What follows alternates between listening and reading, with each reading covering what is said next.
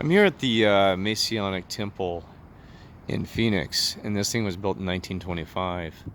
And it's a very old building. It's really cool. They're actually remodeling it right now. What's interesting, I was talking to the guy who's the caretaker, the maintenance guy here right now. That he said that everybody's sick, so they had a special event tonight. I was going to try to check it out, but they said they all came down with the COVID virus. Every darn one of them. He said they just got slaughtered by the thing. They're all sick. But anyway, what I was going to tell you is that the Mormon religion was founded off of part of Freemasonry. That Joseph Smith was a Freemason, and we know that George Washington was a Freemason. Many politicians were Freemason.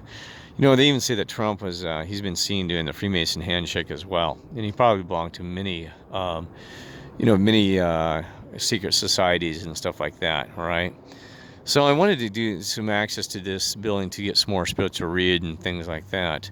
I haven't seen a lot here, but I was looking. Architecture is hard to read and understanding, but architecture talks a lot to us. Okay, and so it's very important that you understand architecture, symbols, and things like this, right?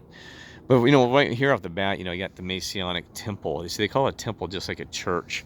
They don't call it Masonic. Well, I don't know other terms you could use: Masonic building, a fortress, Masonic, whatever, right? So, you know, um, it is a temple, and whether I met some great in Colorado. Had some great times with some of the Freemasons. They're great people. They're not as they had some of their secret stuff that I never got to witness to see what they did. I went up in the forest and they did some things. I had to leave. So. But they did some great things. They cleaned up the highways up there. They got great brotherhood and things like that. And and one of the requirements is that you have to believe in God. We just hope it's some actually believe in the right God, and some it might be the other ones. So anyway, but so you got to you know um, that's the thing is that, like I said, some are very loving, caring guys. Used to have a great time with them. But anyway, so I'm going to get back to focus on this, not so much about the Freemasons, because a lot of the Freemasons are blamed for the Mandela effect and causing other issues or doing magical spells and stuff like that. They are somewhere into this New Age stuff about manifesting things and stuff like that, but just real basic. And you got to realize there's different types of Freemasons throughout the nation. Some are probably hardcore into some stuff that we wouldn't want to know about, and other ones are probably like the ones in Boulder that just kind of got a couple of guys like a club, like Elks Club, just hanging out and having a good time, right? Because they didn't spend a lot of time when I was around talking about religion or things, how they're going to try to change society or this and that. Because I even asked them, so you guys trying to change society? They said, well, we're not really into those kind of things. We're more just a brotherhood, right? So there's different types of things. There's something I was going to add, and darn, it slipped my mind. Manly P. Hall was one of the original guys that talked a lot about Freemasonry. I think he's 33 degree level. The only thing, I used to follow him a lot, but then he started talking about 1,000 points of lights. One time I heard him say one statement of that, and I said, oh my goodness, that sounds like, George Bush. I said, what's this 1,000 points of light stuff, garbage, right? But anyway, but Manly P. Hall, he talks a lot. He has a lot of good info. You can understand what the Freemasons' perspective is and kind of what their, what the overall thing was, right? And then there's the Dogma by what's his name?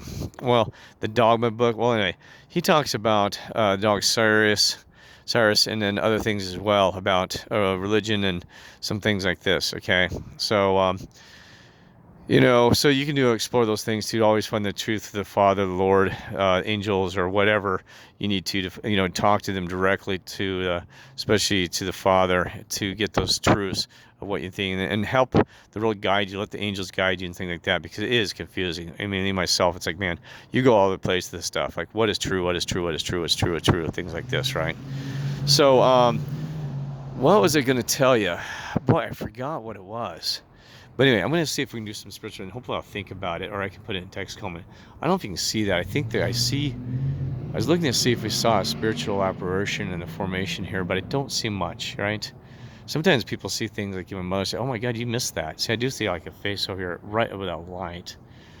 It's so tough, right? And yes, people say, oh God, Kirk, you're finding things and reading things. No, not true.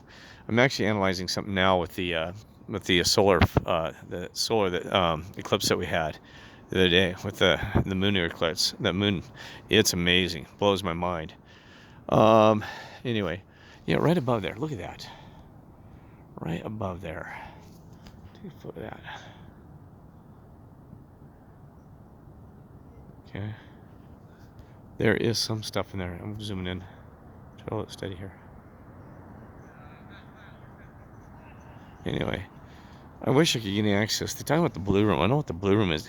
Guy told me that he'd like to show me the blue room, but can't do it tonight because well, things like that, right? So look at that. Trying to read. See, it's hard. I shouldn't do this while you guys are like, well, what's Kirk doing? You know, because I'm scanning very fast. I might have to do a two-part on this.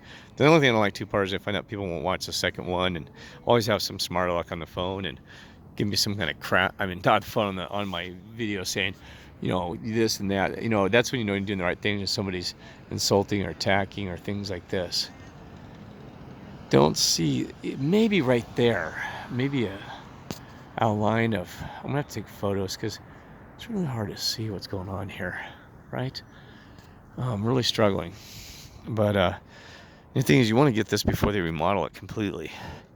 Man, I tell you what, I'd like to get a metal detector and run it through. I bet I can't imagine what the heck we could find on this thing. Oh my goodness. Because I have found some amazing stuff coming off the metal detector. But why are you kidding you? You'd probably find some amazing old object that would just blow your mind.